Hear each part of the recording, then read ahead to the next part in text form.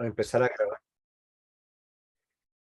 Muy buenas noches, mis amados hermanos. El Señor les bendiga. Les doy la bienvenida a nuestro curso Eclesiología y la Consejería. Yo quiero que ustedes recuerden algo que es muy importante y es que este curso o estos cursos, aunque tienen su énfasis teológico y su desarrollo teológico, nosotros tenemos que tomar en cuenta que tenemos que desarrollar aplicaciones hacia la consejería. ¿Por qué razón? Porque estamos haciendo un diplomado de manera especial en consejería por este año que esperamos terminarlo. Si alguno desea el módulo que no esté inscrito en el seminario, me lo puede solicitar, yo se lo voy a enviar vía WhatsApp. Entonces me lo pide por mi WhatsApp y yo se lo puedo enviar. Para los hermanos que están tomando la clase, también de la misma manera, al final, en la última diapositiva, está mi WhatsApp, mi número telefónico y poder hacerlo. Entonces, le damos la bienvenida. Y le quiero pedir a nuestro hermano Carlos Suárez que por favor nos guíe en oración para comenzar esta clase. Amén, pastor. Gracias, pastor. Amado Dios y Padre eterno, soberano y maravilloso Rey, en esta hora, Señor, te damos gracias, Señor, porque nuevamente, Señor, permite que estemos en este curso, Dios. Gracias, Señor. También oramos por la vida y la salud del pastor Juan José, Dios. Gracias, Señor, porque él nuevamente hoy, Señor, nos puede dictar la clase, Dios. Gracias, Padre, por la vida de él, de su familia, Señor. Gracias por la vida de mis hermanos que nos conectamos a este curso, Dios. Te pedimos, Señor, en el nombre de tu Hijo amado, Señor, que tú nos llenes de sabiduría, Señor, para entender, Señor, para aprender y para poner por obra tu palabra, Señor. Gracias, Señor, en el nombre de tu Hijo amado, Señor. Amén y amén. Muy bien, mis hermanos, muy buenas noches nuevamente y a los hermanos que toman en diferido esta clase, sean bienvenidos. Durante 4 semanas vamos a estar trabajando el curso de Eclesiología y el Consejo. Esto es muy particular porque vamos a tener que empalmar un curso teológico que tiene que ver con teología pura referente a la iglesia, su conformación y la consejería. Entonces yo les quiero dar la bienvenida. Siempre les quiero animar para que cada uno de ustedes tuvieran la bondad de poder preguntar en si algo no está quedando claro, si algo está quedando confuso. Yo les ruego preguntar. En esta noche, al comenzar nuestro curso de eclesiología y el consejo, vamos a tratar de definir. Para muchos los conceptos ya son nuevos, no son nuevos, perdón, ya los han estudiado, pero lo que yo quiero es de alguna manera compilar. Si alguien desea el módulo, por favor me lo solicita para que pueda leerlo y poder comprender. Entonces, cuando hablamos de eclesiología, nos estamos refiriendo al estudio del gobierno de la iglesia basada en la palabra griega eclesía, tal como ustedes están viendo aquí en pantalla, no hacia allá, es hacia allá en pantalla, arriba, en la parte superior en mayúsculas, y esta palabra se traduce como asamblea. Ahora, debemos hacer una aclaración, ya que la palabra eclesía que toma el Nuevo Testamento en la cultura griega y en el idioma griego de la cual se toma, era para referirse a una asamblea pública para tratar asuntos de la ciudadanía. O sea, la palabra iglesia en el siglo I, cuando alguien escuchaba iglesia, antes de los escritos de los apóstoles, estaba claro que era como la asamblea comunal que usted tiene de su barrio o de su conjunto. ¿Sí? No sé si a cada uno de nosotros nos han citado. Entonces uno decía, es que tengo asamblea. Ellos decían, tengo eclesía. Y eran obviamente liderados por personas que estaban al frente de esto. El Nuevo Testamento redefine esta palabra.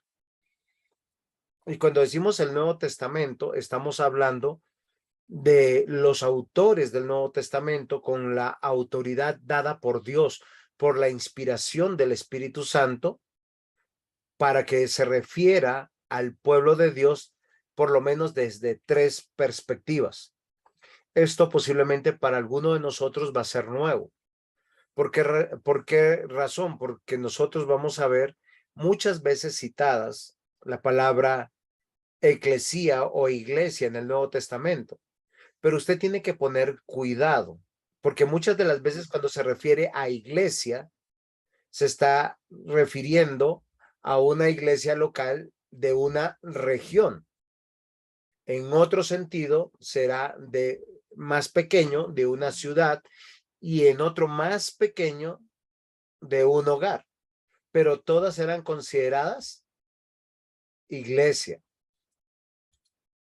¿Es claro hasta aquí, mis hermanos? ¿Tienen alguna pregunta? Pastor José Henry, muy buenos días. Perdón, muy buenas noches. Si tiene algún aporte, bienvenido. Pastor, no, todo muy claro. Buenas noches para usted y para todos. Qué pena que entre un poquito tarde. No, no se preocupe, pastor. Gracias a todos los que están acá reunidos, cada uno de los presentes. Está el diácono Mario, el diácono Aldemar, nuestro hermano Mancipe, nuestro hermano Carlos, está nuestra hermana Jenny, entonces está también nuestra hermana Shaira Dueñas, también está por ahí Juan David, mi esposa, y Eliana en clase. Entonces yo le ruego que si usted no quiere hablar por voz, puede poner en chat alguna pregunta si desea o algún aporte si he pasado por algo. Entonces, retomo. La palabra iglesia que se refiere en el Nuevo Testamento muchas veces es para hablar de una iglesia de una región. ¿Sí? De una región. Estamos hablando de varias ciudades. O la iglesia que estaba en una ciudad. O la iglesia que estaba en un hogar. Pero no como una cita de jerarquías, ¿sí? Como la iglesia madre con la iglesia hija.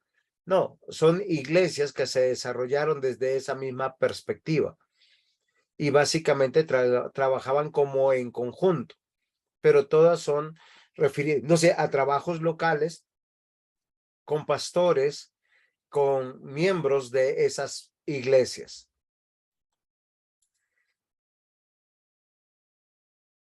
La estructura de nuestro curso.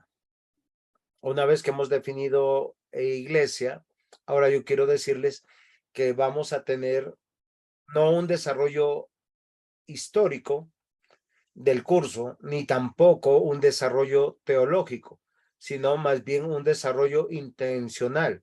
¿De qué manera la iglesia, si yo quisiera que nosotros consideremos, de qué manera la iglesia afecta a la consejería y la consejería afecta a la iglesia? Entonces, yo he dividido en 4 clases para poder tomar nota, porque pertenecemos a una asamblea. ¿Qué traduce la palabra asamblea, por favor, para las intenciones de este curso?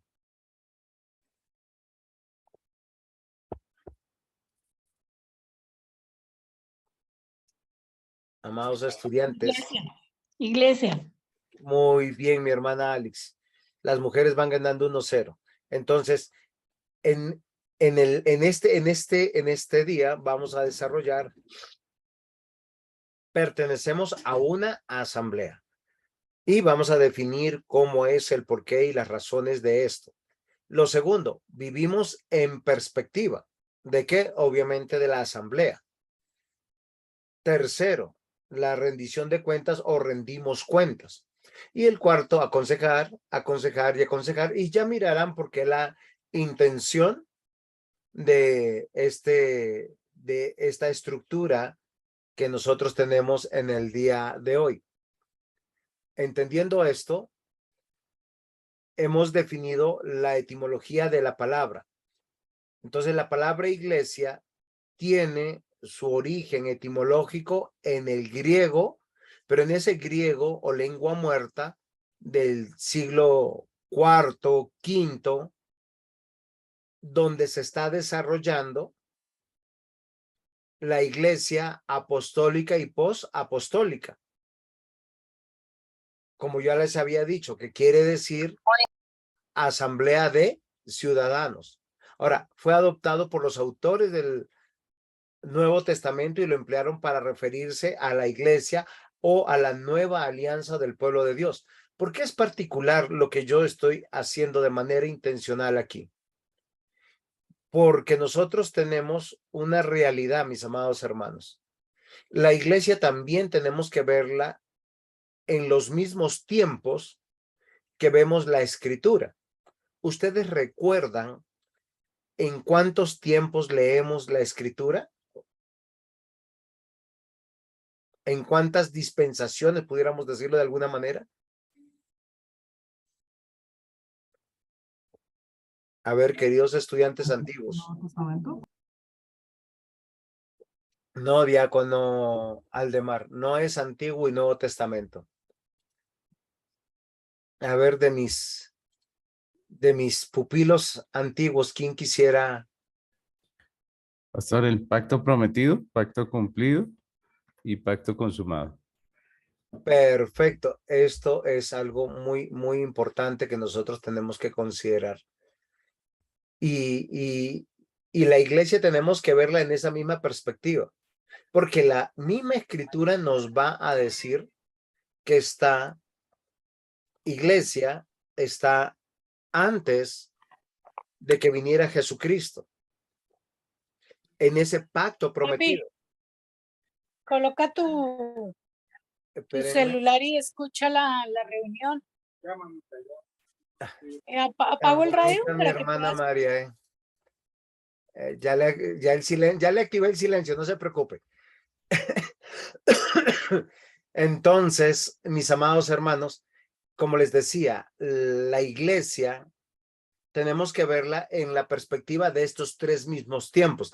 Recuerden que la escritura no está dividida, está unida por una promesa de pacto, pero esta promesa de pacto está en tres tiempos. La promesa del pacto, o sea, la iglesia estaba esperando la venida del Mesías. Esto es lo que nosotros conocemos como gran parte del Antiguo Testamento, ¿sí? Luego tenemos el cumplimiento de esa promesa. Y esto es muy, muy importante. ¿Por qué, mis amados hermanos? Porque es cuando el Señor Jesucristo se encarna y la iglesia, o sea, la asamblea de Dios, ¿qué sucede? Experimenta la encarnación, vida, muerte, resurrección y ascensión de nuestro Señor Jesús. Y miren lo interesante, el tercer tiempo es la consumación del pacto, donde tenemos algunos libros como Mateo 24, Tesalonicenses, algunos profetas y Apocalipsis que nos habla de la iglesia en este cumplimiento hermoso. ¿Les quedó claro? Recuerden, siempre hay tres tiempos: la promesa del pacto, el cumplimiento del pacto y la consumación del pacto, o la promesa de Cristo, el cumplimiento de Cristo y la venida de Cristo y el establecimiento pleno de su iglesia gloriosa. Entonces, mis amados hermanos, con el tiempo, el vocablo iglesia adquirió un nuevo significado que hoy lo conocemos como la familia de Dios. ¿Preguntas hasta aquí?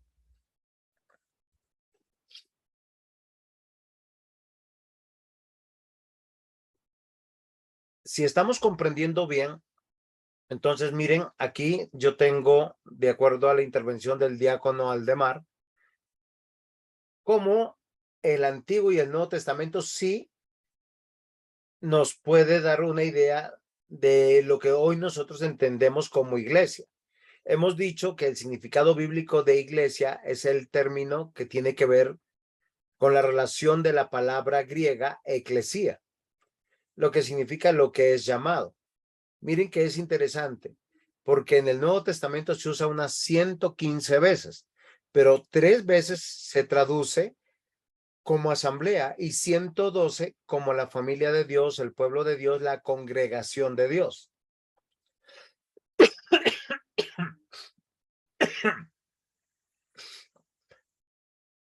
La Septuaginta, que es el Antiguo Testamento hebreo, utiliza la palabra eclesía, pero obviamente que no en griego. ¿Por qué razón? Porque esta palabra, bueno, la Septuaginta fue traducida al griego, pero el Antiguo Testamento tiene su homónimo, que es la palabra Hal, que significa congregación, asamblea, compañía o cualquier otro cuerpo organizado.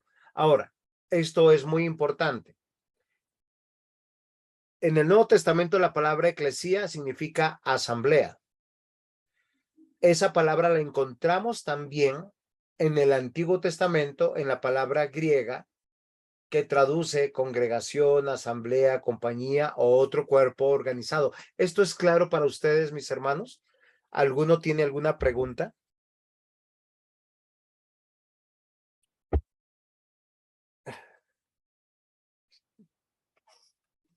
¿Por qué razón yo quiero decir esto? Porque nada en el Nuevo Testamento puede haber nuevo que no esté o profetizado o anunciado del Antiguo Testamento. Porque recuerden que tenemos que hablar de la unidad de todo el consejo de Dios. Y no vamos a encontrar la palabra iglesia o eclesía en el Antiguo Testamento, porque el Antiguo Testamento fue escrito en su gran mayoría en hebreo y algunas partes en arameo. ¿Tienen preguntas?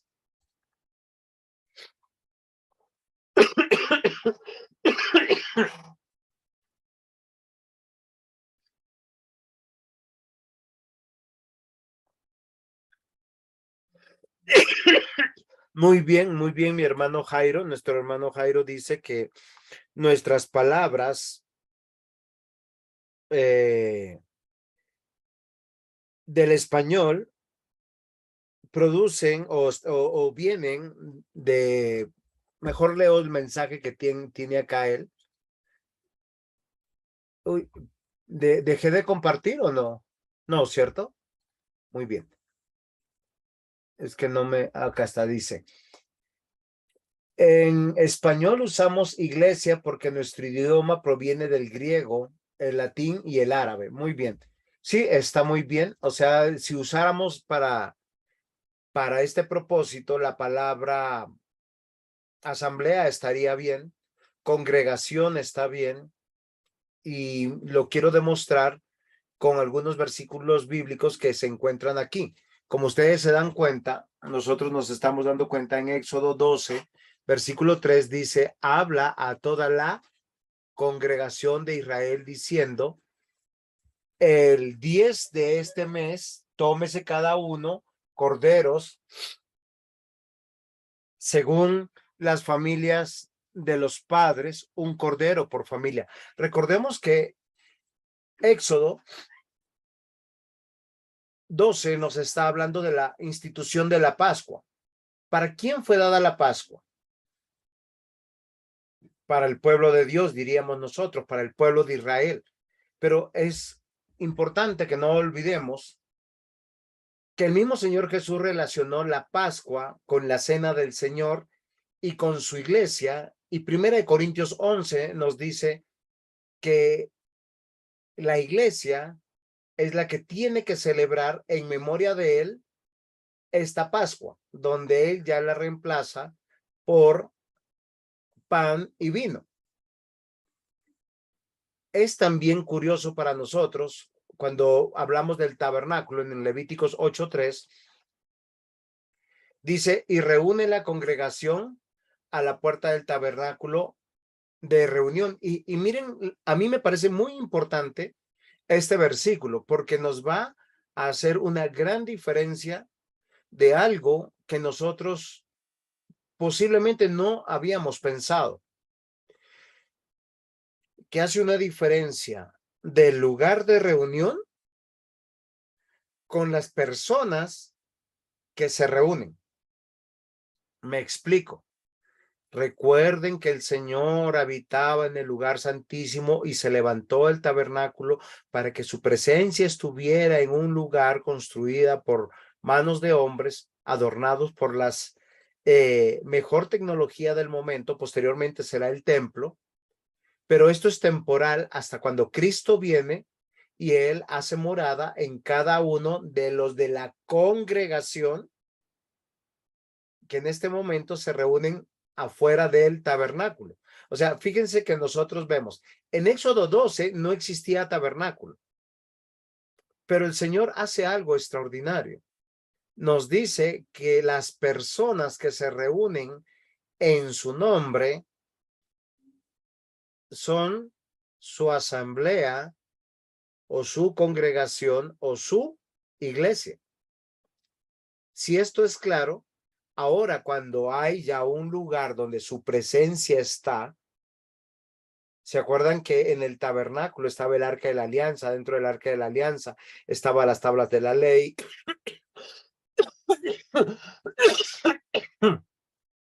Las tablas de la ley. Estaba la vara que reverdeció y una porción de maná en una tinaja de oro. Él hace una diferencia y dice la congregación por aparte del lugar de reunión. Y ahora, como ustedes se dan cuenta, y me alejo un poquito para que se pueda ver acá, Primera de Crónicas 28:8 dice, ahora pues, ante los ojos de todo Israel, congregación de Jehová, y en oídos de nuestro Dios, guardad e inquirir todos los preceptos de Jehová, vuestro Dios, para que poseáis la buena tierra y dejéis en herencia a vuestros hijos después de vosotros perpetuamente. Y miren lo hermoso que nosotros podemos ver, porque acá nos va a hacer una afirmación redundante. Recuerden que acá en Crónicas nos están narrando ya la monarquía. Ya tenemos un rey, ya tenemos profetas, ya tenemos sacerdotes. Tenemos las tres instituciones pilares de la nación de Israel. Pero lo que vemos aquí, que dice que ante los ojos de todo Israel, o sea, de esta nación, de este pueblo, que esta misma nación o este pueblo es la congregación de Jehová. Y es a la única que se le pide los preceptos. Y recuerden algo que es muy interesante. Aquellos que eran llamados verdaderos israelitas tenían por lo menos dos marcas esenciales. La circuncisión como pertenencia de este pueblo y participaban de la Pascua recordando que ellos habían sido esclavos para ahora ser libres, pero que le pertenecían a nuestro Dios. Y lo que demanda dentro de este versículo es la obediencia. Pero Dios, de todos los pueblos que habían, le dice que este pueblo o esta asamblea o esta congregación es de él. Y los hijos de ellos, de manera perpetua. Y yo quiero que nosotros veamos, y pudiera yo estar, miren, yo les puedo decir, hay cientos de versículos que hablan de congregación, asamblea, pueblo, familia de Dios en el Antiguo Testamento, en el mismo contexto del cómo hoy nosotros usamos la palabra iglesia. Por eso nosotros no podemos decir que la iglesia nació en Hechos capítulo 2, porque para muchos dice que la iglesia nació o la iglesia de la nueva alianza. No, es que la nueva alianza es el cumplimiento de la vieja alianza. ¿Es claro hasta aquí, mis hermanos? ¿Alguno tiene alguna pregunta? ¿Sí tienen alguna pregunta? ¿Algún aporte?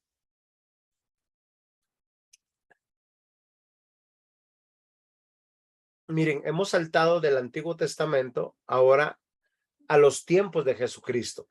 Ahora, yo quiero que nosotros consideremos algo. En los tiempos en que vivió Jesucristo había 3 instituciones en Israel. Y nosotros tenemos que demarcarla de esta manera. Estaba el templo, estaba la sinagoga y estaba la eclesía. Ahora, dense cuenta que no puse la palabra iglesia. ¿Por qué razón? Recordemos que en los tiempos de Jesús, Jerusalén había sido invadida por el Imperio Romano.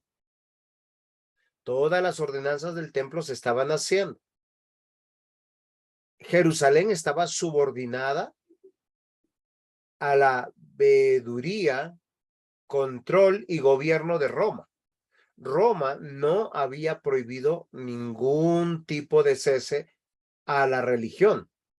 Todo lo contrario, parte de su conquista era que ellos tenían que mantener sus religiones y sus costumbres. Ellos no obligaban a cambiar de religión. Entonces, habían 2 instituciones religiosas, templo y sinagoga, donde se hacía toda la parte del Antiguo Testamento, los ritos ordenados por Dios, las tradiciones de las fiestas de Dios, ahí. Sin embargo, la tercera se refería a una asamblea de ciudadanos. Cuando alguien había o tenía alguna circunstancia, se dirigían hacia las afueras de la ciudad o del pueblo y ellos ahí se reunían para deliberar ciertas circunstancias, como una sociedad civil. O sea, no se hacía en el templo, no se hacía en la sinagoga, sino se hacía afueras de la ciudad, porque había mucha influencia de mucho pueblo griego, no solamente en Jerusalén, también hacia el norte. Después, o mejor, en el alrededor del mar de Galilea. Pero no queremos olvidar que el Nuevo Testamento es el que adopta el término de eclesía para referirse a la comunidad de personas que creen y siguen la doctrina de Jesucristo. Ahora, esto yo quiero que sea claro para poder aprender. Es a partir aproximadamente del año 40-45 que empieza a tener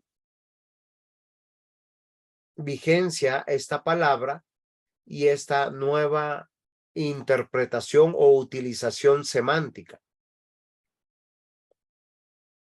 Y durante los 2 primeros siglos va a estar en formación. ¿Preguntas hasta aquí o aportes?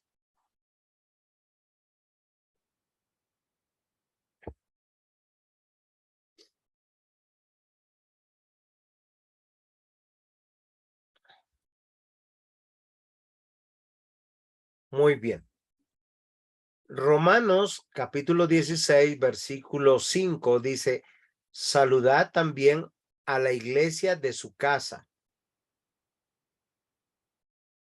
Saludad a Epeneto, amado mío, que es el primer fruto de Acaya para Cristo. Lo particular de, y acá la carta a los romanos está terminando, es curioso que la gran mayoría de las iglesias que surgen con los apóstoles son de personas que abren sus casas para predicar el evangelio. Recordemos que muchos de ellos eran judíos convertidos, otros gentiles o helénicos.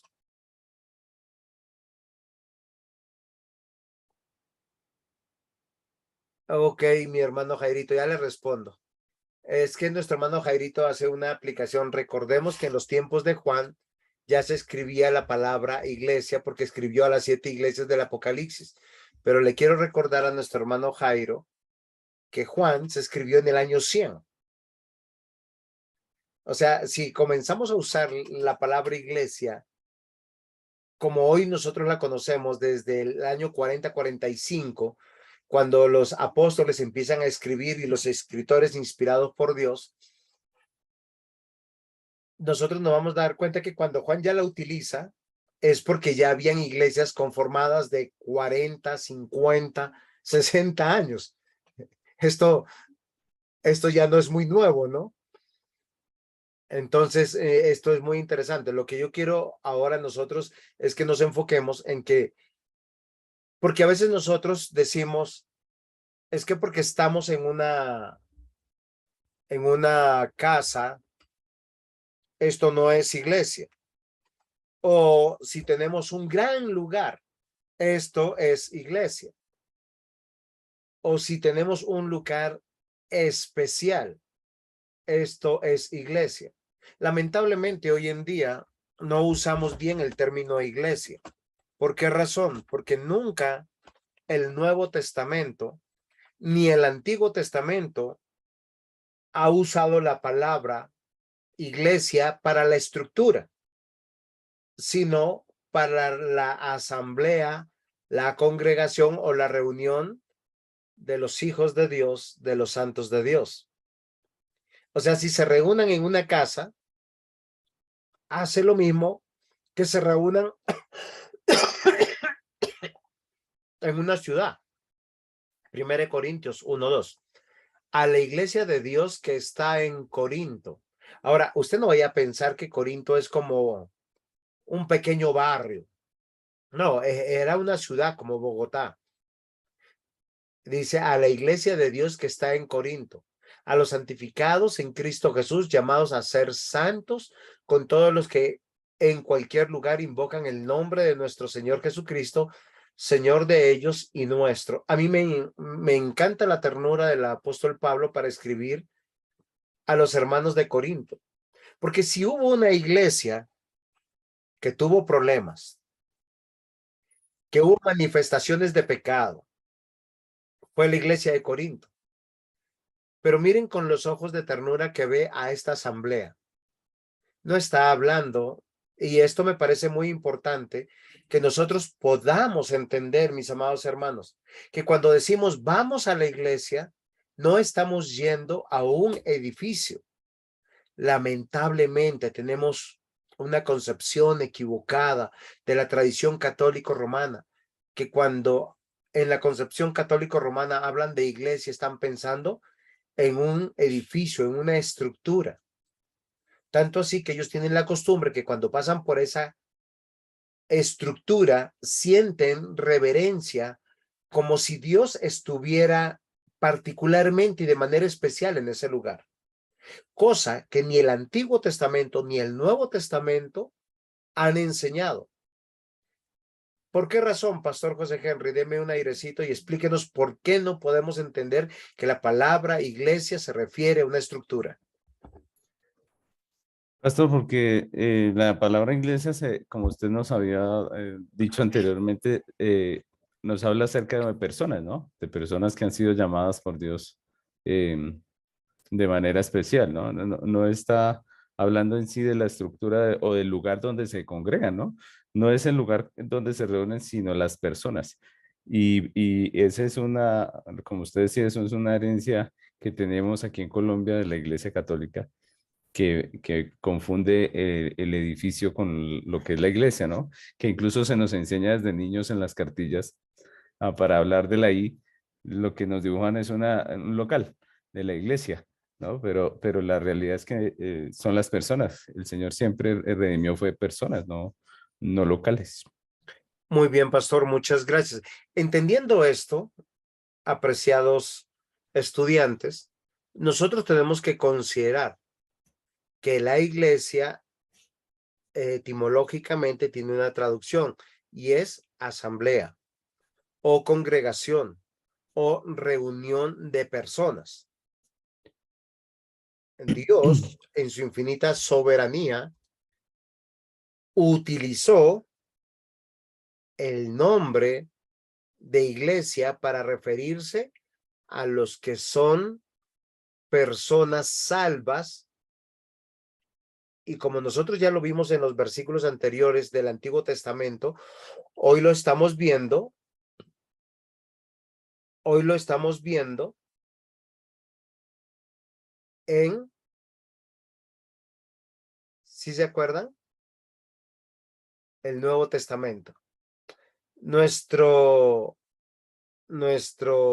hermano Jairo buscó inteligentemente un versículo cuando el Señor Jesús le dice a Pedro, Pedro, sobre esta roca construiré mi iglesia. Muy bien. Es Jesús el cual usa por primera vez el término.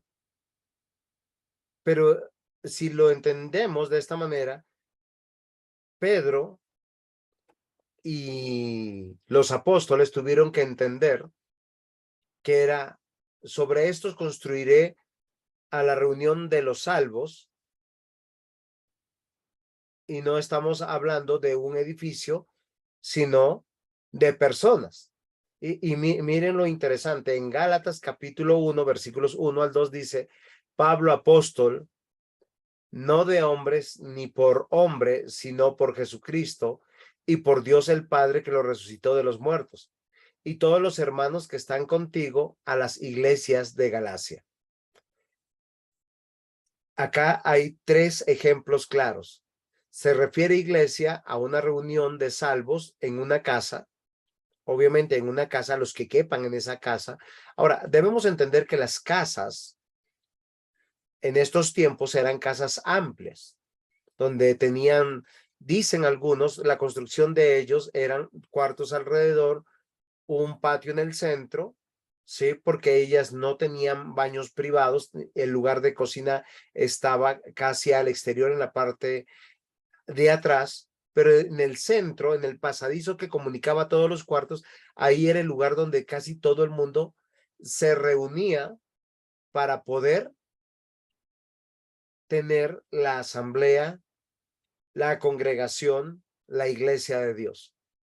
También vemos en este capítulo Corinto y Gálatas que nos va a hacer una diferencia. La iglesia de Corinto es la iglesia de una ciudad, posiblemente en un lugar totalmente diferente, mucho más amplio, porque aunque se refiere de una ciudad, no sabemos cuántos miembros estaban dentro de esta iglesia, pero parece ser que era de todos los de Corinto, así como la iglesia de Éfeso, que se reunían en un mismo lugar. Ahora, es totalmente diferente a la carta a los Gálatas, porque dice Pablo apóstol, no de hombres ni por hombre, sino de Jesucristo y por Dios, el Padre que lo resucitó de los muertos, y todos los hermanos que están conmigo en las iglesias de Galacia. ¿Por qué habla de Galacia? Porque está hablando de una región. Es como si nosotros dijéramos de Centroamérica. Cuando nosotros pensamos en la región de Centroamérica, estamos pensando tal vez en esta intención, estamos viendo en Asia Menor hacia el norte del mar Mediterráneo, hacia arriba. Era toda una región donde se juntaban varias ciudades y todas estas ciudades era conocida Galacia. Y esa Galacia habían diversas ciudades, pero habla de la iglesia o de las iglesias que se conformaban o estaban unidas bajo una misma doctrina, un mismo trabajo, ¿sí? Una misma guianza. Entonces, esto es muy interesante. Ahora, quiero recordar para ayudar a nuestro hermano Mancipe sobre la cita que nos pone de Pedro, que está en la, ¿cómo se llama esto? En los evangelios. Recuerden que los evangelios no fueron escritos prontamente a la muerte de nuestro Señor Jesucristo, sino posteriormente. Entonces, por eso yo les decía que después del año 40 es que empezamos a usarlo. Ahora, cuando dice, o sea, es una metáfora, porque o sea, el nombre de Pedro es piedra, o sea, Petros, piedra, Entonces, ¿qué es lo que está diciendo? O sea, no está diciendo que va a construir locales en los cuales vamos a estar reunidos, ¿sí?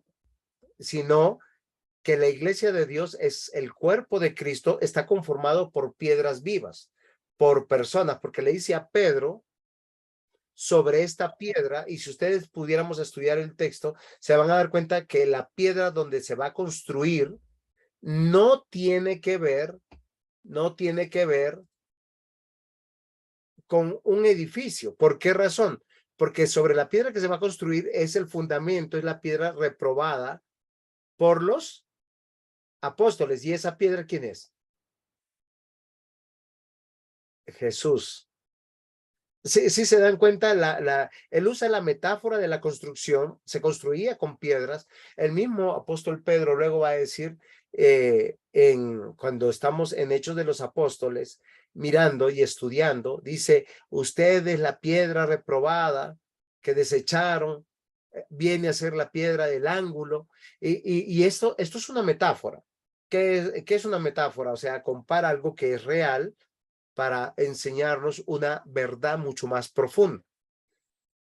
No sé si está claro, hermano Mancipe, usted que está viajando, para que pueda considerar lo que estoy diciendo. Entonces, primero, los evangelios responden, después del 40 fueron escritos. Segundo, también tenemos que considerar que el Señor Jesús es uno de los primeros que escribe, pero sigue refiriéndose no a la estructura, sino al grupo de personas que están en la fe de Cristo, en la obra de Cristo, en el cumplimiento del pacto que fue prometido. ¿Alguna pregunta hasta aquí? Pastor, ¿por qué la Iglesia Católica dice que ahí se refería que esa piedra era Pedro?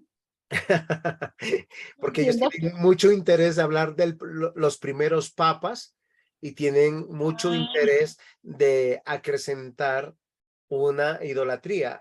Hablaba con una hermanita que tiene una tarea que hacer y me decía cuál era la doctrina de la Iglesia Católica. Y la doctrina de la Iglesia Católica, lo que ellos plasman en sus catecismos y en sus documentos, ellos dicen que solo creen en el Dios único y verdadero de la Biblia, que es trino, que es Dios Padre, Dios Hijo y Dios Espíritu Santo, el cual es digno de toda adoración y única adoración, pero que también creen que tienen a María como Madre de Dios y hacen un argumento bastante interesante, ¿sí? Pero lo que ellos hacen, no dicen que ella merezca adoración. Lo que ellos dicen que María merece es algo que se llama hiperdulia. ¿Por qué razón? Porque ellos creen que fue transpuesta por Dios y está en la presencia de Dios Padre, porque como ella tuvo a Jesús, ella está con Dios intercediendo por los creyentes aquí. Entonces, lo que ellos no piden adoración a María, sino piden algo que se llama hiperdulia. Y también tienen a los santos, los cuales ya no se les hace hiperdulia, sino que fueron personas excepcionales sin pecado, imagínense, que también pueden interceder porque por sus méritos ganaron este lugar, a los cuales les hacen dulia. ¿Qué es la dulia? Reconocimiento. ¿Sí? O sea, ellos no dicen que adoran, sino hablan de lo que es dulía. Pero bueno, ¿a dónde yo quiero llegar aquí? Lo que está diciendo el Señor Jesús con la cita que nos hizo nuestro hermano Jairo Mancipe, está hablando del establecimiento de la iglesia después del cumplimiento de lo que se prometió sobre la persona de Jesucristo, que Él es el Mesías, el que va a descender del cielo, ¿sí?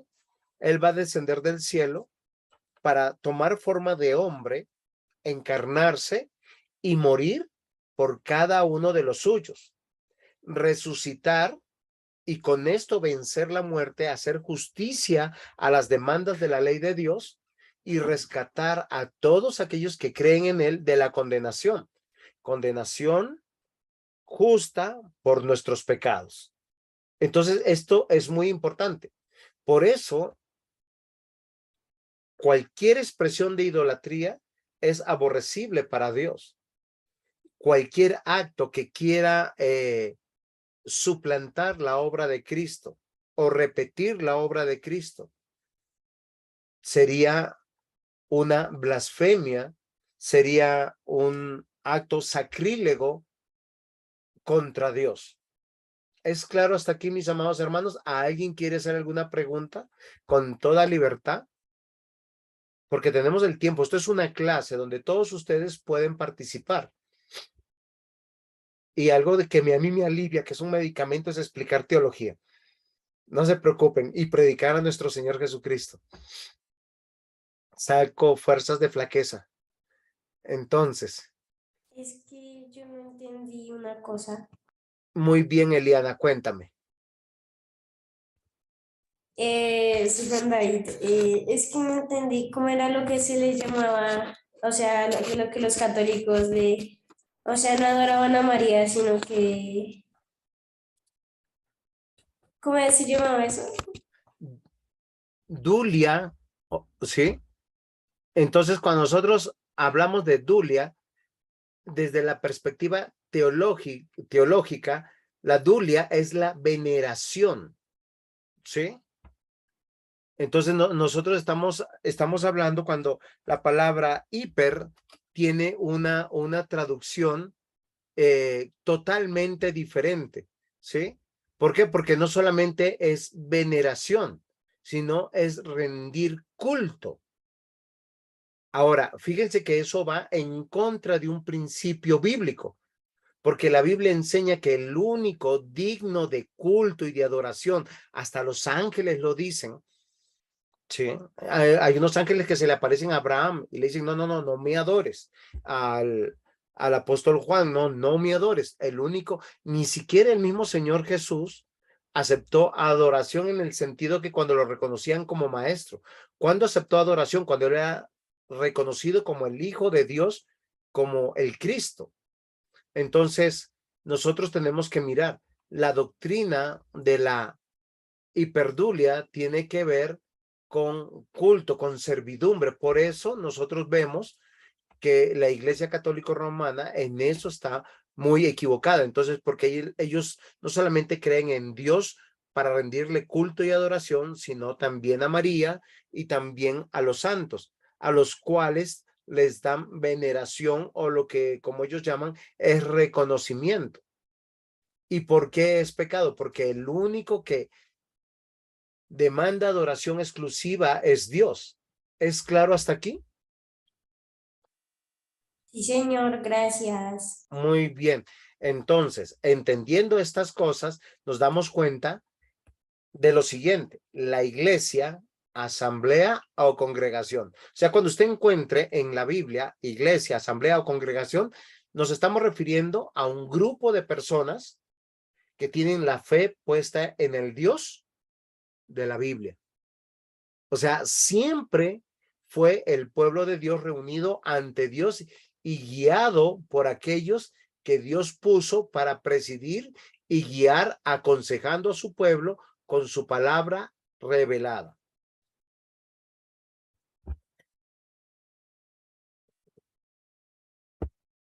¿Es claro, mis hermanos? La iglesia, asamblea o congregación, siempre, o sea, esto es desde Génesis hasta Apocalipsis, fue el pueblo de Dios reunido ante Dios. Fíjense que en el Antiguo Testamento muchas veces el pueblo de Dios se reunió ante altares. Adán levantó altar. Abel levantó altar. Set levantó altar. Noé levantó altar. Abraham, Isaac, Jacob, los hijos de Jacob levantaron altares. ¿Hasta cuándo se levantaron altares? Hasta cuando el Señor construyó, esto es muy interesante, un tabernáculo. Pero el tabernáculo se llamaba tabernáculo. Y los que se acercaban al tabernáculo se llamaban asamblea o congregación. O sea, eran personas. Y cuando se construyó el templo con Salomón, fíjese que no se llamaba iglesia al templo. ¿El templo cómo se llamó? Templo. Yo sé que esto es muy escuelero, pero es necesario porque necesitamos romper esa idea de que es que vamos a la iglesia. Aún los cristianos lo usamos. Es que nosotros cuando nos reunimos somos iglesia. Si estamos en una casa, si estamos en el parque, si estamos en un anfiteatro, en un teatro, en un coliseo, en una estructura dedicada especialmente. ¿Por qué? Porque el pueblo reunido ante Dios y guiado por aquellos que Dios puso para presidir y guiar, aconsejando a su pueblo con su palabra revelada. Miren lo interesante. Siempre esa es la estructura de una iglesia. En una iglesia siempre van a haber personas que Dios puso para dirigir, para presidir. No es como que, ay, acá nos reunimos y somos iglesia, no. Si no, en el caso del Nuevo Testamento, si no hay un pastor, si no hay personas, Diácono Mario, cuéntenos. Sí, pastor.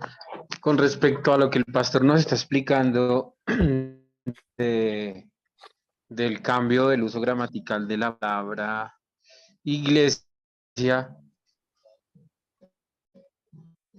es lo que está pasando hoy en día, que quieren cambiarnos el lenguaje sobre determinadas cosas. Y la forma de cambiar nuestra forma de pensar es cambiar el lenguaje, ¿correcto? Entonces, pienso que astutamente se fue cambiando la iglesia y se le fue asociando al edificio como tal, pero sencillamente es para modificar nuestra forma de percibir las cosas, como lo que está haciendo hoy la ideología de género, que hablan ¿qué? Ya no hablan todas, todes y todos. Entonces, desde ya ellos están tratando de modificar nuestro pensamiento para que de pronto esta generación no lo ve, pero sigamos en nuestra labor como iglesia, no nos paramos firme y damos la pelea. Seguramente las generaciones venideras, ellos ya lo van a ver normal y no van a saber qué es un hombre, qué es una mujer, quién es el que se embaraza, si es el hombre o la mujer. Eso más o menos hicieron con esa palabra y la modificaron, tanto así que en nuestra mente y en nuestras cartillas de coquito y iglesia de una vez hay una imagen, porque nosotros pensamos con imágenes y con palabras. Entonces es más o menos para tratar de aclarar un poquito o quizás enredar lo que el pastor está diciendo. Muy bien, Diácono. Preciso y lo voy a usar para que nosotros no nos unamos a eso. Les explico. Si usted no quiere tomar mal etimológicamente la palabra iglesia el próximo domingo, no piensa que va a la iglesia. Recuerden que la iglesia se manifiesta cada domingo cuando usted llega, porque usted es parte, usted es ese ladrillo. No quiere destruirlo, pues no falte. ¿Por qué razón? Porque cuando vemos la iglesia del Señor, cuando están reunidos el pueblo de Dios, guiado por aquellos que Dios puso para presidir y guiar y ser aconsejado a su pueblo con su palabra revelada. Y esto debe ser muy interesante. Jairito nos opina aquí, dice, la asamblea también es un templo donde está la morada de Dios. Por eso se asocia la iglesia con la estructura.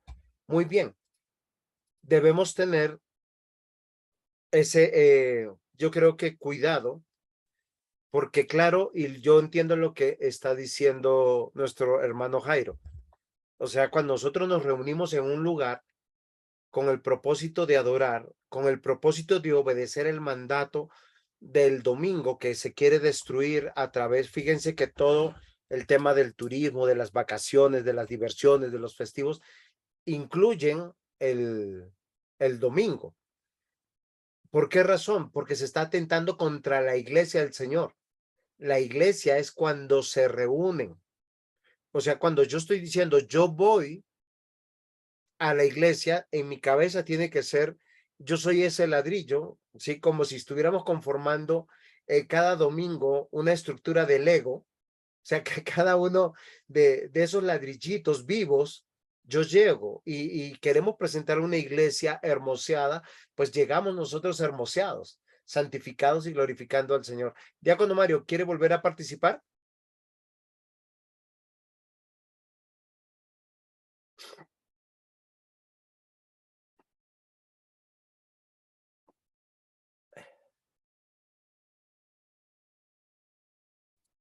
Muy bien. Algo que es interesante, que yo quiero que nosotros consideremos, es algo que es claro. Pertenecemos a una asamblea. O sea, si usted quiere, puede cambiar. Pertenecemos a una congregación o pertenecemos a una iglesia, porque somos iglesia. ¿Esto es claro? ¿Sí? Fíjense que miren, la función general de la iglesia. Sí, ya se acaba de terminar. Esto es algo que tenemos que considerar. Es convocar a todos los salvos al reino de Dios. Recuerden que el mismo Señor Jesús dijo, mi reino no es de este mundo, mi reino es espiritual. Y la presencia de Dios, la morada de Dios se hace real cuando nosotros nos unimos, y es aquí donde yo no quiero sacar y espero que sea la idea de lo que nuestro hermano Jairo Mancipe nos está aportando. Cuando venimos, claro, venimos con una actitud, con una reverencia ante Dios. ¿Por qué razón? Porque Dios está aquí de manera especial para recibir adoración.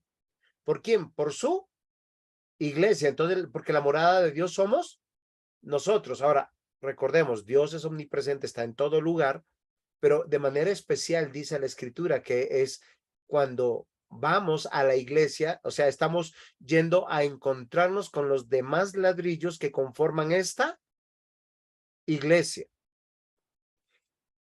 Entonces, la iglesia es la que convoca a todos los salvos al reino de Dios. Por eso es inadmisible que un creyente se sienta cómodo si no asiste a esta convocatoria. ¿Sí? Vamos a hacer un ejemplo, que usted pertenezca a un gran equipo de algún deporte y que usted sea uno de las principales ¿cómo se llama esto? Claves o figuras de este equipo y no lo llamen. Si se dan cuenta que no. Hace poco hemos pasado por unos mundiales y nosotros extrañamos algunas figuras del deporte en el fútbol cuando no fueron convocados. Porque la selección de un país se manifiesta cuando los convocados llegan. Cuando los convocados se van cada uno para sus vidas habituales, a sus clubes, a sus países o a sus regiones, pues ya no son la selección de ese país, si esto puede ser más claro. Ahora, lamentablemente, no solamente en Colombia, sino en todos los países donde la religión católico-romana afectó la creencia, pues hizo una falsa enseñanza que iglesia es la estructura y no las personas. ¿Sí? Y también ellos tienen una idea consecutiva que la Iglesia Católica dice que es la institución, o sea, como institución es la Iglesia de Dios. Y obviamente la Biblia descarta esto solo con leer el Nuevo Testamento, porque tenemos unas iglesias que son de Corinto, otras son de Gálatas, otros son los tesalonicenses. Estas todas son regiones, lugares, la iglesia en Roma, la iglesia de Éfeso, de Esmirna, de Tiatira, hay de muchos lugares. Entonces, en la iglesia, una de las funciones es convocar a los salvos. El único que tiene el deseo genuino de estar en la iglesia el domingo, o sea, de decir yo soy ese ladrillo que conforma esta iglesia y miren, lo más hermoso es que una iglesia local sea presentada delante de Dios es cuando todos sus miembros llegan completos. Muy bien, Carlitos. En Mateo 18, en el contexto de Mateo 18 se refiere donde 2 o 3 están reunidos en mi nombre, es a la iglesia, no es en la casa. Usted cuando está con su esposa, con sus hijos, son creyentes ahí reunidos, pero ustedes son parte de una iglesia.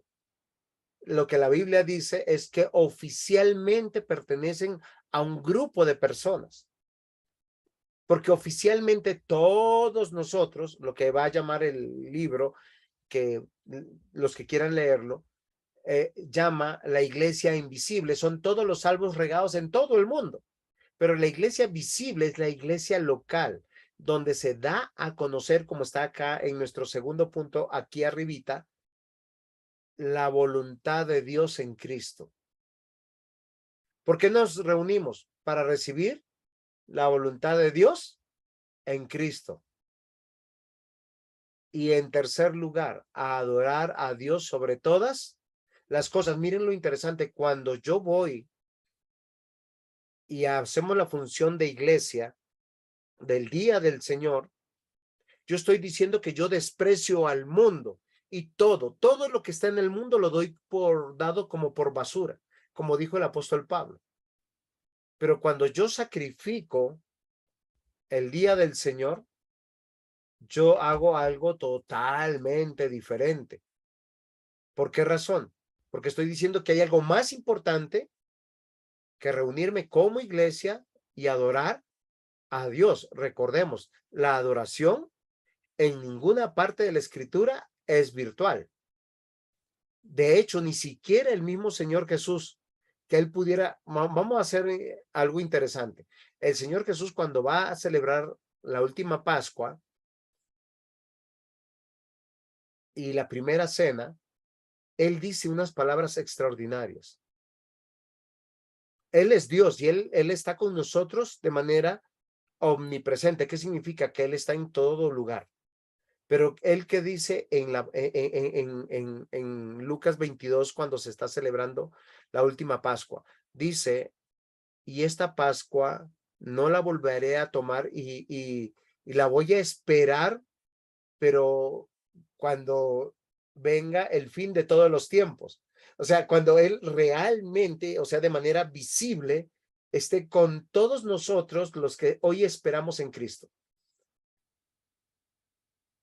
No se puede, o sea, no estoy diciendo, ¿no? A no ser que haya una circunstancia, yo creo que la virtualidad es como por decir ahora que estamos, esto es un estudio teológico y estamos usando bien la virtualidad, pero para adorar a Dios lo hacemos para cumplir el cuarto mandamiento, es al reunirnos porque estamos dejándolo todo, dejando posiblemente a veces nuestra familia, a veces nuestros intereses económicos, a veces nuestra propia salud, nuestra propia conveniencia, nuestros propios parientes, por aquel que lo merece todo.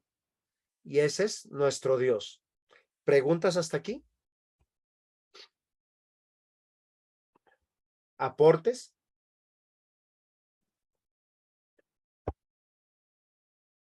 Los creyentes son convocados por Dios para escuchar el consejo de Dios. Yo quiero que no olvidemos. ¿Por qué razón? Porque fácilmente nosotros aprendemos una cosa y la desligamos del todo. ¿Para qué somos convocados por Dios? Para escuchar su consejo.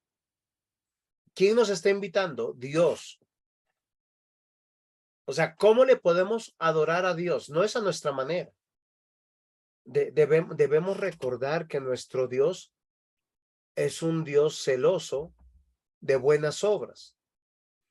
Es un Dios que nos demanda renunciar a nuestra propia opinión, porque alguno dirá, es que es mucho mejor si yo lo hago a distancia por A, B, C o C razones que yo he escuchado. Miren, en los años que llevo de pastor he escuchado tantas cosas como justificación para no asistir, unas justas, otras injustas. Pero ¿saben qué es lo interesante? De hermanos que por años han sido fieles en congregarse y cuando tienen la imposibilidad real de no asistir a la iglesia, sufren, aun cuando lo hacen virtual. Sufren y de verdad lo sufren en el corazón. O sea, no es que dicen, ay, es que no pude ir y me sentí tranquilo. Señor, tú sabes que no, todo lo contrario. ¿Por qué? Porque el creyente es convocado por Dios. O sea, no es por el pastor, no es por la denominación, sino es por Dios, para escuchar el consejo de Dios. O sea, vamos a escuchar a Dios. Y dice, y poder adorar a Dios. Y a su vez ser capacitados para aconsejar. Recordemos, llevamos 7 meses, si no me equivoco, 7 cursos, hablando de que el consejo es para los cristianos. Y a veces los cristianos no nos queremos dejar aconsejar. El mayor consejo que le decimos a una persona que está pasando por diversas situaciones que necesita solucionar es, venga a la iglesia. Y ojalá el Señor lo salve. Porque solamente cuando el Señor lo salve es que pertenece al cuerpo del Señor. Entonces, yo quiero que no olvidemos, si somos creyentes, o sea, si somos iglesia, estamos bajo autoridad. ¿Existe un cristiano libre e independiente? ¿Ustedes qué opinan? ¿Existe algún cristiano que pueda dar su propia opinión? Podría decir, es que los tiempos han cambiado, aprovechemos la tecnología, optimicemos el tiempo. Mire, es que para qué me tomo la molestia de irme 1 hora en carro, pastor, es que eso es demasiado. O 2 horas. Ustedes saben cuando había una iglesia, por decir, solamente en Corinto parece ser que había una iglesia. Hay hermanitos que posiblemente llegaban pronto. Hay hermanitos que posiblemente vivían en el lugar donde se reunían. Pero habrían hermanitos que vivían muy lejos y no existía carro. Y aunque existía carros y caballos, eso era destinado solamente para los que tenían demasiado dinero. La gran mayoría se transportaba en dos piecitos, ¿sí? Caminando. Entonces, si yo estoy bajo autoridad, soy una persona que me sujeto y en autoridad. Soy aconsejado para aconsejar. Miren,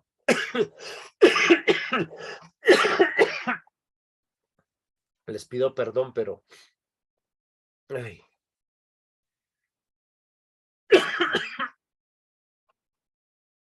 Hay 3 marcas para una iglesia bíblica y verdadera. ¿Usted quiere saber una doctrina sana? Es la fiel proclamación de la palabra de Dios. ¿Qué significa? Esto incluye la predicación del evangelio bíblico en su totalidad y unidad escritural, histórica y doctrinal. Es que hay personas que son especialistas para coger, dice Gálatas capítulo 6, versículo. Dios no puede ser burlado. Todo lo que el hombre sembrare, eso cosechará. Y lo aplican para lo que sea. Ahí solo habla para el perdón para efectuar el perdón y la restauración. Y que Dios es testigo. Obviamente, Dios siempre da recompensa de todas las cosas. Pero lo que yo quiero decir que una iglesia bíblica en su culto tiene que leer Antiguo y Nuevo Testamento. Tiene que cantar y orar con el Antiguo y Nuevo Testamento. Y cuando se explica la palabra, es en el contexto uniendo la escritura y no separando la escritura. O sea, yo no puedo decir como que el Antiguo Testamento es la ley y el Nuevo Testamento es la gracia. Eso es una herejía. Porque desde Génesis capítulo 3 vemos ley y gracia de la mano. Y tanto Antiguo Testamento y Nuevo Testamento nos va a hablar de la ley y de la gracia. Yo no puedo decir Antiguo Pacto como que en desuso y el nuevo pacto como unas nuevas leyes y unos nuevos usos. No es así, mis amados hermanos. Una iglesia bíblica en su predicación del evangelio, ¿sí? En su oración, en sus creencias, tiene que citar la unidad de la escritura, usar toda la Biblia de manera cronológica, pero también de manera doctrinal. Una segunda marca de una iglesia bíblica es la fiel administración de los sacramentos. Jesús instituyó 2 sacramentos que apuntan a Él: la cena del Señor y el bautismo. ¿Sí? O sea, son 2 sacramentos importantísimos. Pero es a la manera de Cristo y no a la manera de una denominación, donde el uno es una marca de pertenencia y el otro es una marca de comunión. Cualquier práctica fuera de esto nos hace ver que es un grupo de personas sectarias y posiblemente lugares no bíblicos o antibíblicas, porque está negando la obra de Cristo. Recuerden que el bautismo no tiene que ver con el creyente, sino con Cristo, porque Cristo es el que añade a su pueblo los que van a ser llamados sus discípulos, y es el que salva. Y la cena, el que hizo la obra de redención del principio hasta fin, está revelado en su muerte, resurrección, ascensión, y el Señor viene pronto. Entonces, la fiel administración de los sacramentos. Si hay una mala comprensión de los sacramentos y una mala práctica, o peor, no se hace, eso indica que es una iglesia no bíblica. Y tercera marca de una iglesia bíblica, o sea, de un grupo de personas, es el ejercicio de la disciplina. Porque muchas personas, yo he escuchado, ay, pastor, pero ¿por qué tenemos que hablar de disciplina? Si Dios es amor, si Dios es gracia. Oiga, ¿usted quiere estar en un lugar donde usted quiere hacer lo que quiera? Pues vaya y busque una iglesia no bíblica. Porque si en la iglesia no se practica la disciplina, no se disipula, no se forma el carácter. Oiga, el Señor Jesús, ¿cuántas veces le llamó la atención a Pedro? ¿Han podido contar? ¿Quién es aquí como Pedro? A muchos les gusta, yo soy como Pedro, así, soy así, activo, de ideas, ¿sí? Es más, estoy convencido que nunca le voy a fallar al Señor. Pero ¿cuántas veces el Señor Jesús le llamó la atención a Pedro? Es que amor, mis amados hermanos, no es guardar en silencio y hablar a tus espaldas. Amor es corregirte. Yo no me siento orgulloso de los hermanos que llegan tarde al culto al Señor, o mucho más si es que faltan. Tengo que llamarles la atención, porque una marca de una verdadera iglesia es la disciplina dentro de la iglesia. Y de acuerdo con la Biblia, los creyentes deben tener una conducta en Cristo. Y por su obra, toda conducta ajena a esto debe ser reprochada y llamar al arrepentimiento. O sea, si yo los amo, yo no les puedo decir, darle 3 palmaditas, porque hay lugares donde a usted lo evalúan por los diezmos que da. Entonces, por los diezmos que usted da, va a ser diácono o anciano o peor, pastor. Sí, yo he visto que hay iglesias donde a los grandes empresarios le dicen, oiga, es que usted puede ser una bendición. No es en serio. Yo el otro día un empresario me dice, es que el pastor quiere que yo sea pastor, pero es que mis empresas no me dejan. Pero quiere que sea pastor, que ponga el local, que compre las sillas, que haga todo y que reúna a otro grupo de gente y dé el diezmo del diezmo y su denominación crece más. Queridos hermanos, en la iglesia estamos para servir, para ser formados. no deformados. Y la disciplina, ahora entendamos, de disciplina no es castigo. ¿Qué es la disciplina? Es el ejercicio de volver a la forma de entrenarse y caminar como nuestro Señor nos pide. ¿Preguntas o aportes?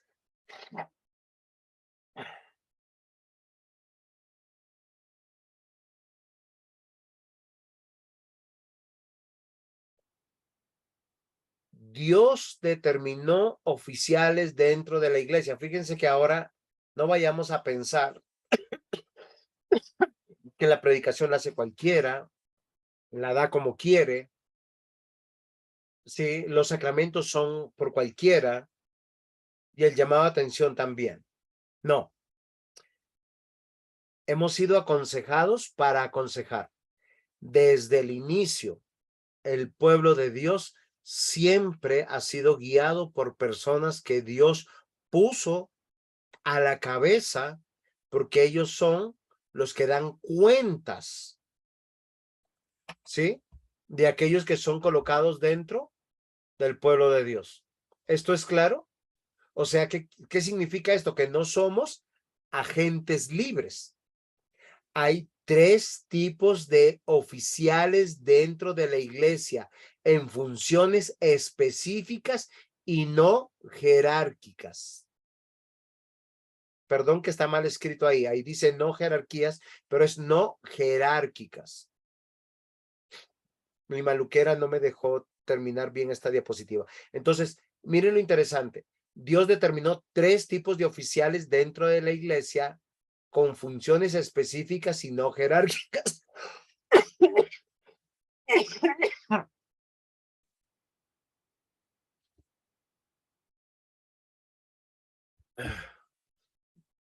Los primeros. Ahora, no pongo los primeros por jerarquía, sino por funciones. Ancianos. Entre paréntesis, entre corchetes puse consejeros. La Biblia va a hablar de 2 tipos de ancianos. ¿Sí? Uno que es el llamado a la palabra y a la, ¿cómo se llama esto? Y a servir los sacramentos, a ministrar los sacramentos. De hecho, los pastores son llamados como ministros de la palabra de Dios, de la Biblia y del sacramento. ¿Por qué? Porque son los que tienen el permiso, porque ellos en el nombre de Jesús, tomando la autoridad de Jesús, ministran estas ceremonias. Son los que bautizan y son los que oficializan la cena del Señor. Con la ayuda de los pastores que administran la iglesia, aquellos que deben cuidar la iglesia del Señor y también a las familias pastorales y a los pastores.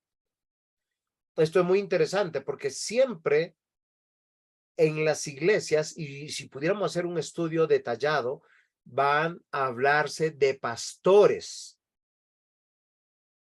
Nunca se habla de un pastor. Si usted va a Hebreos, usted va a encontrar los pastores que ya murieron, los pastores que están y los pastores que están vivos, pero ya no son pastores porque están como cesados en algún momento.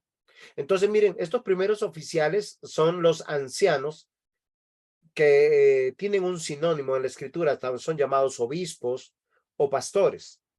Y hay pastores que enseñan la palabra y ministran los sacramentos, y hay otros que administran o ayudan en el gobierno de la iglesia. Los segundos oficiales que hay dentro de una iglesia bíblica son los diáconos, que también son consejeros. Y ya van a ver a dónde apuntan las últimas diapositivas para poder entender esto.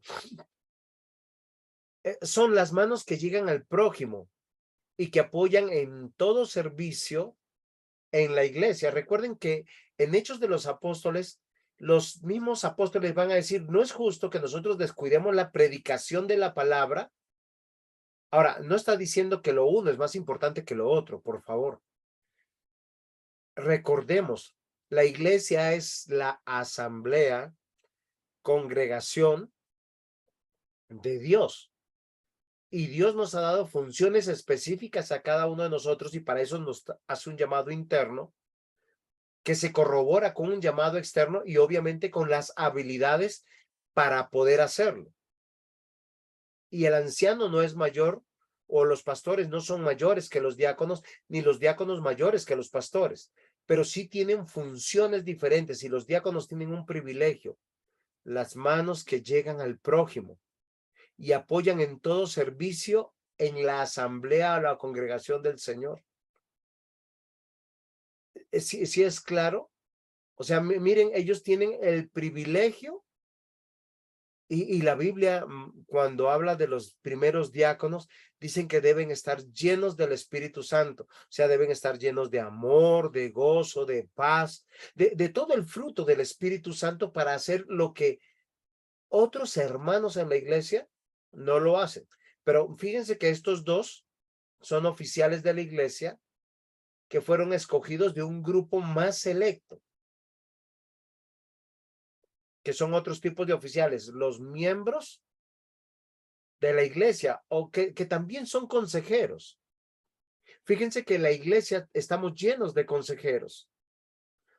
¿Quiénes son los miembros? Hombres y mujeres junto con sus hijos que se juramentan delante de Dios en la extensión del reino por medio de la evangelización e invitación a la iglesia. Las personas que deben estar más preocupadas de invitar, traer, llenar la iglesia son los miembros. ¿Por qué? Porque los diáconos son los que reciben, los que sirven dentro de la iglesia a todos. Y los ancianos son los que presiden el cuidado de esto. Como nota, es en la iglesia donde somos aceptados, capacitados, enviados para aconsejar, aconsejados para aconsejar. Y esto debe ser muy importante para todos nosotros. Por esto, mis amados hermanos, tenemos que tener un gobierno bíblico. Y es notorio porque en este curso, o sea, una iglesia bíblica tiene un gobierno bíblico. No es que no vamos a decir que un gobierno sea más bíblico que otro. No, tenemos que tener un gobierno bíblico. ¿Por qué razón? Porque el gobierno de Dios siempre se ha manifestado de una misma manera, tanto en el Antiguo Testamento y Nuevo Testamento. Sin embargo, hay tres tipos de gobiernos.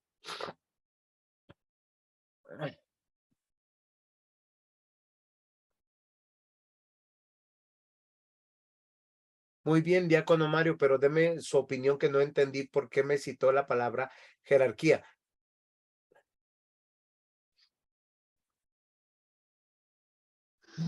Pues en el estudio de la palabra jerarquía es que pues lamentablemente todos pensamos jerárquicamente, independiente de que se hablen de gobiernos plurales, horizontales, pero la palabra, el origen, jerarquía, habla del sacerdote, del que preside básicamente, en honor, que es lo que no entendemos a veces, que es lo que vimos la otra vez, o sea, en honor por el llamado, ejerce el privilegio de llevar la palabra y de ejecutar los sacramentos.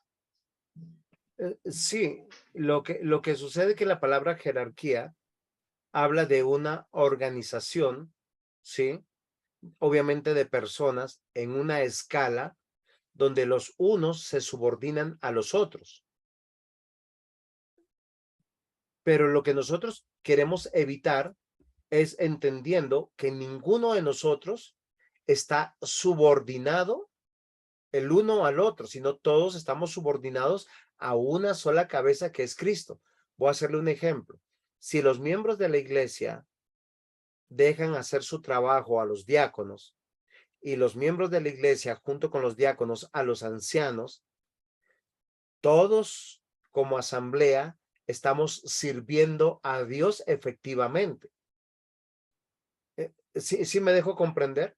O sea, cada uno de nosotros tenemos un trabajo dentro del reino de Dios y tenemos que hacerlo en medio del amor, del gozo y la paz que produce el Espíritu Santo, entendiendo que somos parte de esa obra. ¿Sí, sí es claro? Sí. Sin embargo, cuando hablamos de la jerarquía, estamos hablando, sí, de presidir, pero de manera subordinada. Cuando hablamos de subordinada, estamos diciendo que hay algo más importante los unos que los otros, y no es de esa manera. Y miren lo interesante que vamos a entender en una iglesia bíblica, en una iglesia correcta, tenemos que comprender cómo es su gobierno, porque su gobierno es lo que debe manifestar, ¿sí? ¿Quién guía y por qué tenemos el gobierno que tenemos? Hay tres tipos de gobierno dentro de nuestras iglesias cristianas que nosotros vemos y también posiblemente dentro de otras instituciones, pero vamos a hablar solamente de las iglesias cristianas que algunas manifiestan ser bíblicas o no. Hay un gobierno que es episcopal. ¿Qué significa esto? Que la autoridad reside en una sola persona. ¿Y esto qué significa? Que es una asamblea donde hay jerarquía, donde todos se deben a una sola persona. Ahora, esto es muy interesante entenderlo bien. ¿Por qué razón? Porque hemos dicho que hay tres tipos de oficiales dentro de la iglesia: los pastores, los diáconos y los miembros. Cada quien tiene su labor en especial y su función en especial dentro de la iglesia. ¿Delegada por quién? Por Dios. Voy a hacerles un ejemplo con la Biblia para entender. Cuando Dios mandó a construir el tabernáculo, habían dos tipos de personas dentro de un grupo de personas que Dios convocó para servir dentro del tabernáculo. Estos eran los levitas, los cuales estaban separados los sacerdotes del resto. Los sacerdotes hacían ciertas cosas que los demás no hacían, pero lo interesante de Levíticos es que dice textualmente que aquel que fue designado para poner las cortinas en el tabernáculo, cambiarlas, lavarlas y mantenerlas, no podía ser usurpado por aquel que hacía aseo al altar del sacrificio. No podía ser usurpado por aquel que brillaba todas las cosas de bronce del tabernáculo. Los sacerdotes no podían ser usurpados para tocar el arca, solamente ellos podían tocarlo. Pero todos en sí trabajaban en función del servicio en el tabernáculo. Y ellos trabajaban de la mano, junto con todo el pueblo que era convocado. ¿Por qué razón? Porque siempre el gobierno bíblico ha sido plural y representativo. El gobierno episcopal, donde hay una sola persona que determina todo, se hace todo para él, es equivocado. Hay un segundo modelo aquí, y si ustedes se dan cuenta, en la gráfica tiene la manito hacia abajo. ¿Por qué razón? Porque no está aprobado por la Biblia ni por Dios, y es el gobierno congregacional. Cuando la autoridad reside en el conjunto de personas que se agrupa. ¿Por qué razón el congregacional no es lo correcto? Porque dentro de la asamblea, dentro de la congregación, dentro de la iglesia, no todos tienen la sabiduría y el conocimiento y la edad apropiada para ejercer o tomar una decisión. Llevaría a la división, llevaría a la competencia, a los celos, a la envidia, a luchas internas.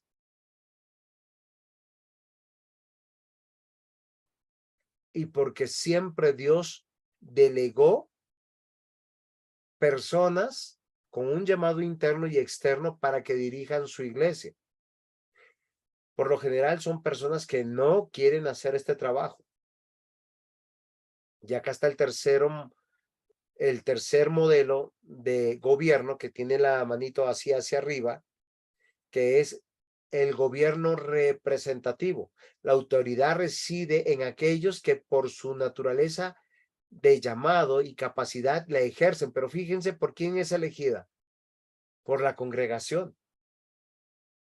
No es impuesta, sino nos damos cuenta que Dios lo puso. O sea, no solamente le da un llamado interno, un deseo, Dios me llamó, sino también lo sabe externamente, que, o sea, las personas saben que es la persona. Ay, se me terminó el agua.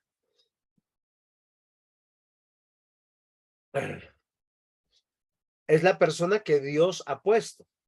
¿Por qué? Porque no solamente tiene los dones, las capacidades, sino tiene el respaldo de Dios. Y las mismas personas reconocen que Dios está con él. Esto me parece muy interesante porque desde el comienzo nosotros nos damos cuenta en Abraham, en Isaac, en Jacob, en los jueces, en los profetas del Antiguo Testamento, en los apóstoles, en los pastores del Nuevo Testamento. Entonces, un gobierno bíblico de una iglesia bíblica es un gobierno representativo, un gobierno que va a representar y que va a ejercer la autoridad propia de su llamado. ¿Sí es claro, mis hermanos? ¿Preguntas o aportes?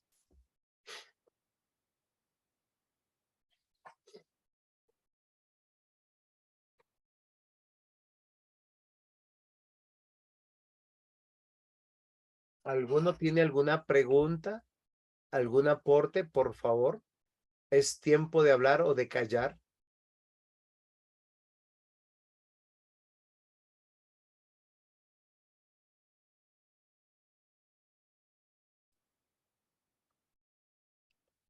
Muy bien. Entonces, yo no quiero que olviden lo siguiente. Esto fue una de las primeras cosas que aprendimos en el primer curso de este año sobre consejería. ¿Qué es realmente la consejería? ¿Qué dice la Biblia? Toda la escritura es inspirada por Dios y útil para enseñar, para redarguir, para corregir, para instruir, a fin de que el hombre de Dios sea perfecto, enteramente preparado para toda buena obra. Aconsejados para aconsejar, ¿quiénes? Los pastores, los diáconos y los miembros de la iglesia. ¿Qué nos estamos esforzando? Que las iglesias que crezcan en el estudio de la palabra de Dios no necesitarán un departamento o un ministerio que hoy se ha hecho muy famoso en las iglesias cristianas en el siglo XXI. El ministerio de la consejería. De hecho, espero que cuando si usted va a recibir su diploma de consejería, usted se sienta, no que es un consejero por el diploma, sino que es un consejero porque es cristiano, porque es un hijo de Dios y porque el Señor, a través de su palabra, le ha enseñado, le ha redarguido, le ha corregido, le ha instruido en justicia, para que esté preparado para toda buena obra. Solo así usted será un varón perfecto. Sí, sí, ese es el esfuerzo que estamos haciendo. La iglesia es fundamental para manifestar nuestra cristología, para manifestar que somos de Cristo. Una iglesia local evidencia que yo amo a Dios sobre todas las cosas y amo a mi prójimo y muero a mí mismo y a mi propia opinión. Es así, mis amados hermanos, que los consejeros y los aconsejados son creyentes. Al resto debemos evangelizar. Repito, los consejeros y los aconsejados son creyentes. Al resto debemos evangelizar. No se preocupe por sus problemas. Ojalá tenga más problemas, a ver si buscan de Dios.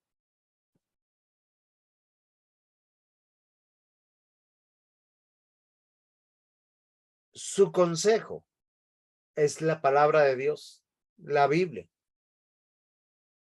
Los aconsejados, la iglesia, esto es inevitable.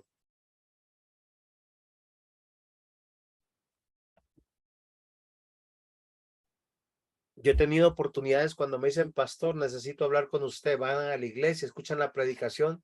No, pastor, solucionado el asunto. Y yo ni siquiera supe ni qué es lo que dije que les ayudó, ni cuál era el problema que necesitaba ayudar. Y yo sé que si tenemos 10 miembros, hay 10 problemas o 100,000 problemas. Y si tenemos 40, 50 o 1,000 miembros de una iglesia, pues los problemas se multiplican. Pero una sola predicación, esa palabra de Dios no vuelve vacía, sino llega a cada corazón. Para instruir, para enseñar, para corregir, para redarguir, para capacitarnos para toda buena obra. Entonces, solo podemos ser entrenados y capacitados en la iglesia para aconsejar y también para ser aconsejados. Si usted está viviendo esto, usted puede entender que ha sido llamado a adorar. Cuando usted está siendo llamado a adorar es que nos presentamos nuestras ofrendas y servimos. Esto no se puede hacer virtual. No se puede hacer a la distancia. Yo tengo buenos hermanos que me dicen, pastor, quiero hacerme miembro, pero hay uno que me dice, yo vivo en Ciénaga. ¿Yo qué hago dándole un cartón que dice que es miembro de nuestra iglesia? No se puede. Sí, tengo una hermana en Estados Unidos. No se puede. Digo hermana en Cristo, no hermana biológica. De hecho, mis hermanos no quieren saber del evangelio, mis hermanos biológicos. Ellos quieren que el Señor los bendiga, pero no quieren adorar al que dice, da las bendiciones. Pero si usted es un aconsejado y está preparado para aconsejar, es alguien que está llamado a adorar. O sea, yo no me imagino, mi hermano o amigo o fulanito, te invito el domingo. Ay, no, este domingo no voy. Dentro de 15 días vamos a la iglesia. Sería un absurdo, ¿no? ¿Por qué? Porque yo me voy a presentar nuestras ofrendas y a servir delante del Señor como iglesia. Es que la iglesia se hace real cada vez que se reúnen los hermanos obedeciendo a la convocatoria que hace quién. No es el pastor por WhatsApp con su letrerito, culto dominical, o su propaganda en Facebook o en el boletín. El que convoca es nuestro Dios. Cuando obedecemos, nos presentamos y presentamos nuestras ofrendas. No es que tenemos una predicación que les va a decir, ay, sí, yo tengo mucha culpa, voy a sacar tanto dinero para dar. Ay, no traje. Y servimos. También cuando nos reunimos como iglesia, cuando somos de esa asamblea, esa congregación, estamos manifestando que nos apartamos del mundo para ser testigos y testimonio del poder del consejo de Dios en nuestra vida. ¿Quién nos ha persuadido para dejarlo todo por Dios?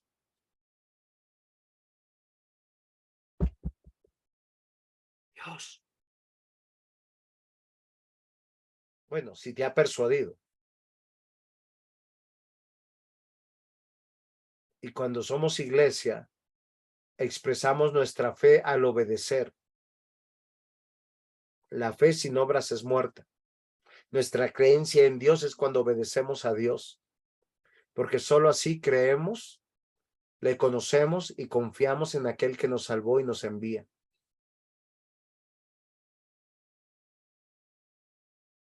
cada una de las predicaciones, cada una de las lecturas son consejos de Dios. ¿Para quién? ¿Para el que no vino? ¿Para el que no ha sido añadido? ¿Para quién? Si usted es cristiano, usted dice para mí. Sí, sí, señor, es para mí. Porque yo tengo que ser aconsejado para saber aconsejar a otro. Entonces es importante reconocer que no somos sabios en nuestra propia opinión, ya que eso nos convierte en necios. Buscar el consejo de Dios es por medio de su palabra. Y miren, en la iglesia lo hacemos de 3 maneras. Pedimos consejo en oración pública y colectiva. Pedimos el consejo al sujetarnos estando bajo autoridad al congregarnos, participando de la asamblea presencialmente. Y pedimos consejo al escuchar, tomar nota, repasar, meditar, discernir y poner en práctica lo que hemos visto y escuchado. Eso no es lo mismo que decían los discípulos. Es que lo que les decimos es lo que hemos visto y escuchado, porque estamos viviendo el evangelio del Señor. Muy bien, mis hermanos, muchas gracias. Espero que tengan preguntas. Si no tienen preguntas, tengan aportes o pueden hacer un buen resumen si hay algo de aprender en esta clase. Se los agradecería.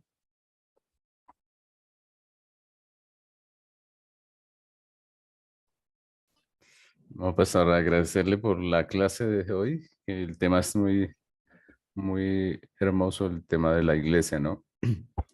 Y es un tema que nos mueve no solamente a tener algún conocimiento acerca de la consejería dentro de la iglesia, sino nos mueve a la vida, ¿no? Porque la práctica de la iglesia tiene que estar, como nos enseñaba usted hoy, ¿no? La práctica de la iglesia es que nosotros somos la congregación, la iglesia. Nosotros somos ese templo vivo. Y por eso esta clase me ha parecido muy interesante, muy edificante, porque es la manera en que nosotros debemos vivir como congregación, recordando que la iglesia no es el local, que la iglesia no es una institución nada más, sino que la iglesia somos nosotros en nuestra vida, en nuestra práctica, en nuestra congregarnos, en nuestra relación con los hermanos y en todas las cosas. Así que muchas gracias, pastor. Muy bien, pastor, muchas gracias. ¿Quién más?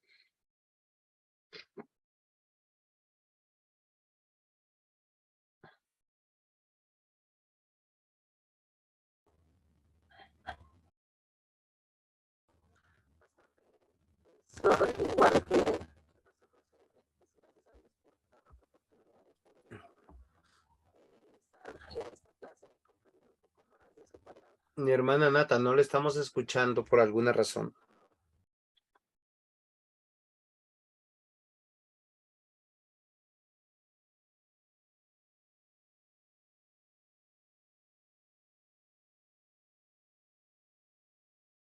¿Alguien más? Eliana me está diciendo por acá por interno que Yo quería hablar. sí, cuénteme. Yo creo que nosotros, yo me considero un cristiano reformado, bíblico y presbiteriano. Aclaro esto porque creo que es bueno nosotros, hay una frase que hablaban mucho de que reformándonos, siempre reformándonos, algo así, tengo entendido, en la época en que se habló de eso. Y creo que debemos ser capaces de hacer autocrítica a nosotros mismos, como gobierno, como hijos de Dios, como servidores, en el sentido de que a veces el gobierno plural suena como algo utópico, solamente agarrados de la mano de Dios en obediencia podemos ejercerlo como tal.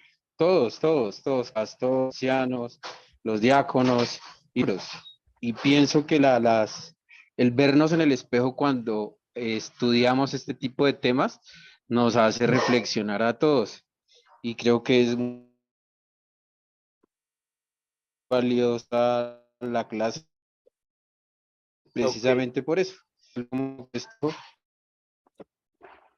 y, y, y nos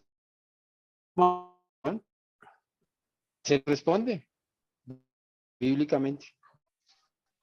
Muchas gracias, diácono Mario. ¿Alguien más que nos quisiera compartir? Y gracias por sus aportes y sus resúmenes.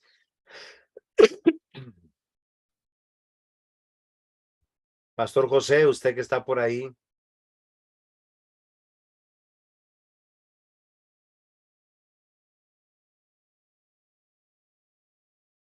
Pastor, ¿me escucha? Sí, ahora sí.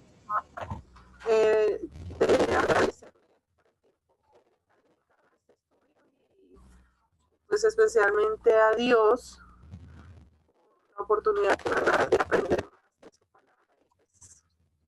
tan claro como lo que significa la iglesia, porque a veces uno también, cuando nos reunimos, preparados siempre para reunirnos, o sea, estar capacitados para poder reunirnos como.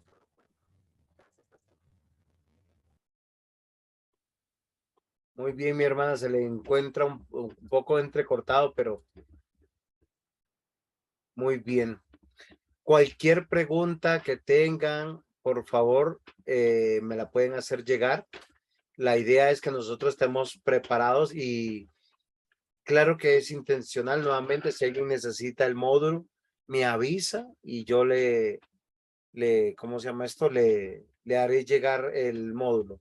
Nos vamos a despedir en oración y Pastor José Henry, estamos en sus preciosas manos. Claro que sí, pastor.